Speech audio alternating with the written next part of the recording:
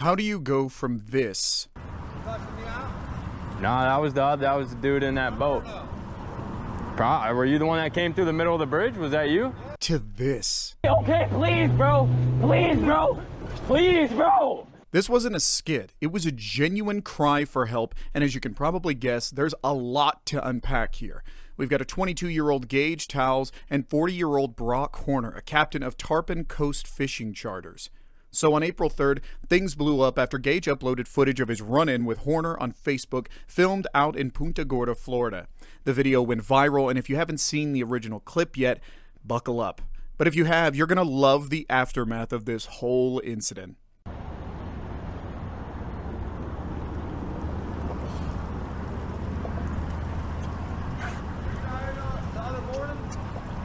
What, like 5 in the morning? Yeah. Yeah. Cussing me out? Nah, that was the dude in that boat. Were you the one that came through the middle of the bridge? Was that you? Yeah, that was me. Yeah, I was here, but you ran in front of the other dude over there. It might be hard to make out what they're saying in the video, but basically they're arguing about something that happened a few days earlier. And I think this part is something most people covering the story are kind of glossing over. Horner is accusing the kid, Gage Towles, of cursing at him a few days prior, on March 30th to be exact. So what happened exactly on March 30th? Well, Gage and a few other fishermen were allegedly out by a bridge fishing in the dark without their navigation lights on. Then Brock and his crew apparently flew through that same area at high speed, which is illegal in Florida.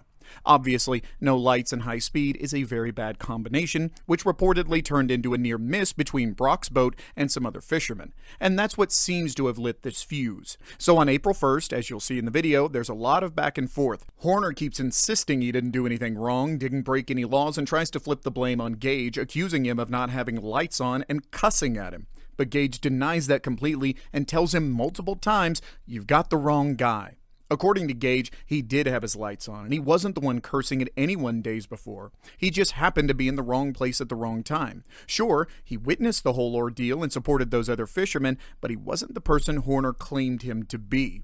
So, to sum it up, Horner thought Gage was the guy who caused drama a few days earlier. Gage tried to explain he wasn't. Horner ignored that, got heated, and things escalated from there. Let's continue. Bro, you ran right through the middle of the bridge while we were all fishing. In the middle of the night, the guy didn't have any lights on. Bro, we were all fishing here. Didn't have any lights on. All right, bro, I'm not gonna do this with you, bro. I'm not gonna do this with you, bro. Like, it's not the right time, bro. You know the laws? Bro. But Horner, you're the one breaking them. In the Florida Senate Chapter 327, Section 46, municipalities and counties can set up slow-speed minimum wake zones within 300 feet of any bridge span, and Punta Gorda has established these exact restrictions. You're the one breaking laws, Horner. Bro, you can't come flying through the middle of the fucking bridge, bro. No shit. Yes, I can. All right, bro. All right, bro. What are you trying to do, bro? What am I trying to What are you trying to do, bro? You want to go? I don't want to fucking go. I want you to get the fuck out of here. Big tough guy? Tough guy? You pulled up on me, motherfucker. Yeah, I did. Yeah. What are you going to do about it? Nah, shit. I'm fishing, you like, bro, get out of here. Like, what? What are you trying to do? Act like a tough guy in front of your buddies? No, I'm not. Dude, all these motherfuckers know I'm tough, motherfucker. Bro, all right, bro. You know what? Get going, bro. We're all war veterans. We're all raised. Well, thank you for your service, bro. And you're going to talk shit. Thank you for your service, bro. But that doesn't give you the right. All right, bro. All right, whatever.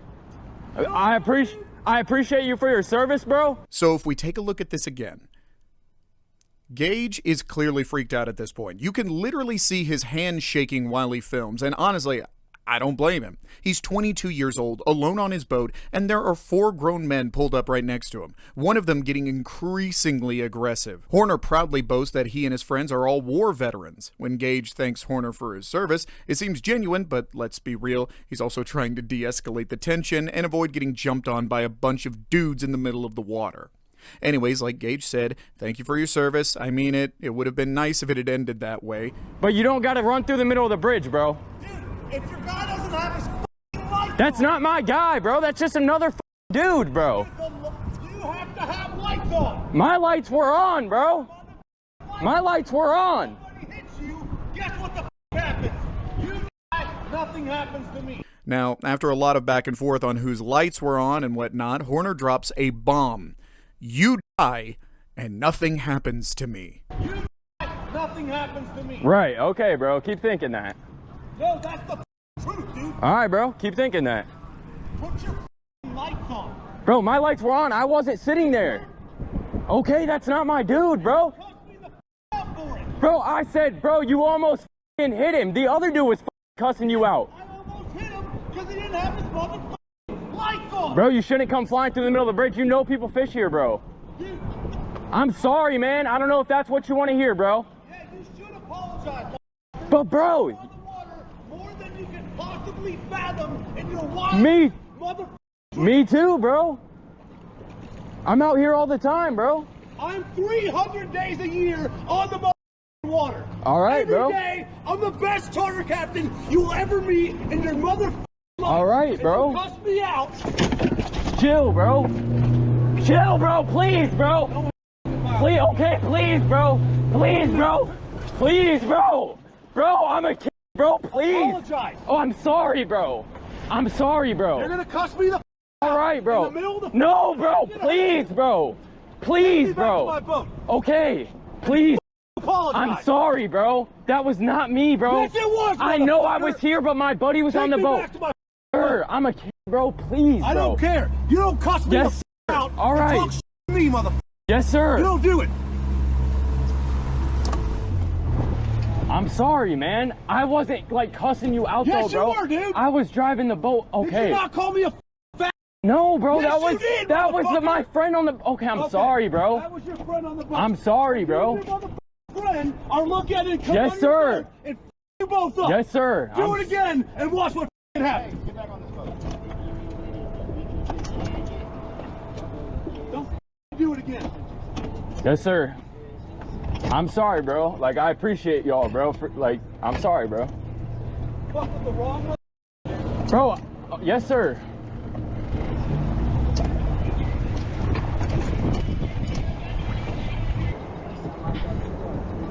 Thankfully, no one was physically injured in the end, but once the video hit the internet, things took off fast. It pulled in over 10 million views in just a single day and is currently sitting at around 16 million.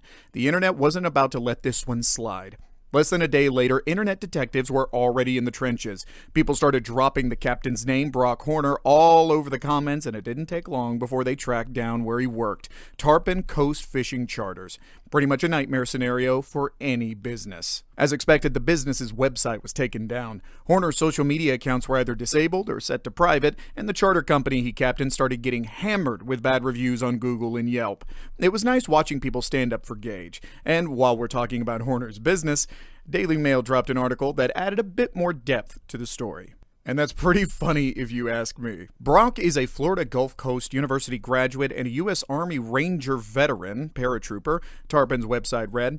However, his official military record has no mention of him being a Ranger, and the U.S. Army Service Center confirmed to DailyMail.com that he never served with a Ranger battalion. And so far, this just barely scratches the surface. Every single possible news outlet was covering this story. This video has now gone viral. It has been viewed more than 8 million times. It now has the attention of authorities, Genevieve? It certainly does, Allie. In that viral video, you can see just how tense things become. Police, FWC, and the Coast Guard all investigating this viral video with millions of views, and it really has the angler community fired up. Yes, as you've just heard, police are indeed investigating the incident, but we'll come to that in just a moment.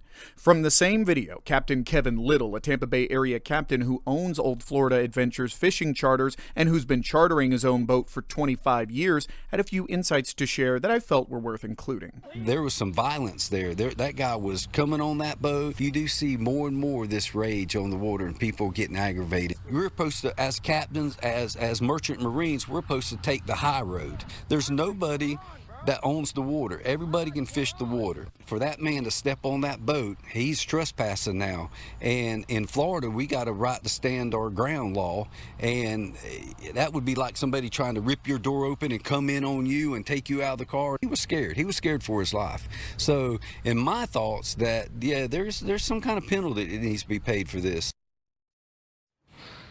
And we have reached out to the captain seen in that viral video and have not received a response back. But just to give you some context for how big this has become, several charter companies with similar names are receiving bad reviews online. There has also been a statement issued by the boat company Pathfinder, the boat seen in that viral video. They are making sure that people know they have no affiliation with that charter captain or his company, also condoning the incident there. We've also seen statements put out by other companies in the angler community, a letter written to the president and to the governor calling for the revocation of the charter captain's license. So a lot of anger at that viral video, and people. It didn't take long for the Punta Gorda Police Department to release a statement. Actually, it didn't even take a day. People wanted action now. The Punta Gorda Police Department is aware of the incident involving a dispute between two adult boaters under the Berrien Collier Bridge on April 1st, 2025. A police report has been filed with the department, and the incident is currently under investigation. The event has garnered significant attention on social media, and we are receiving numerous calls to dispatch requesting that the department take action. Please do not call to report this situation. It is currently being investigated by both the Punta Gorda Police Department, FWC, and the U.S. Coast Guard. Additional calls to our dispatch could slow our response to situations that require immediate attention. 13 minutes later, literally, the Coast Guard released a statement. The Coast Guard received a report of a dispute between an alleged Coast Guard credentialed mariner and another boater. The Coast Guard is investigating the incident.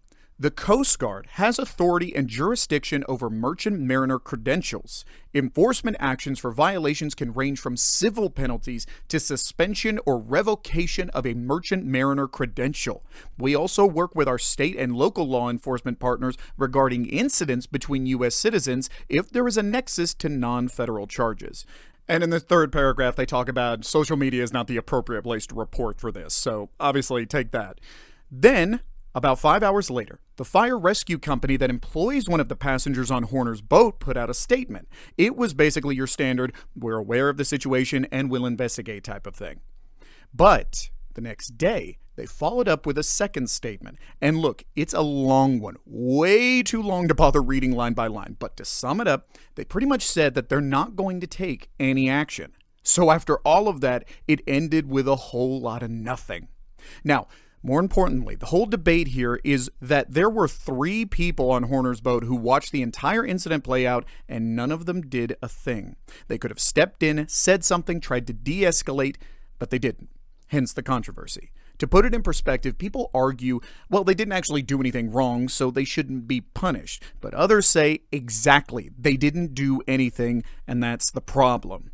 The way I see it, the total silence from Horner's crew almost felt like approval.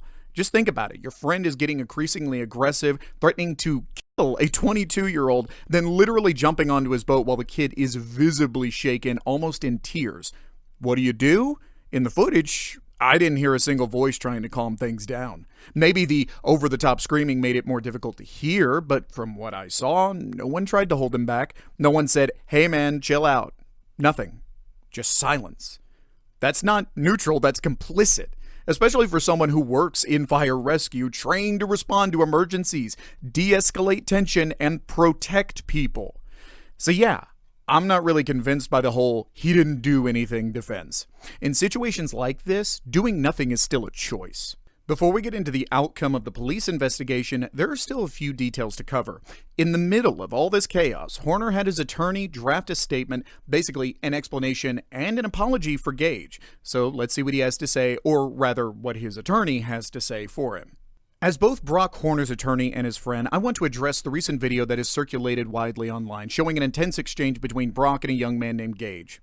First and foremost, Brock sincerely apologizes to Gage's family, and to anyone who was frightened or upset by what they saw. He is deeply sorry. What began as a moment of frustration and concern escalated in a way it simply should not have. Gage handled the situation with impressive composure and class, and that level-headedness helped prevent things from becoming far worse.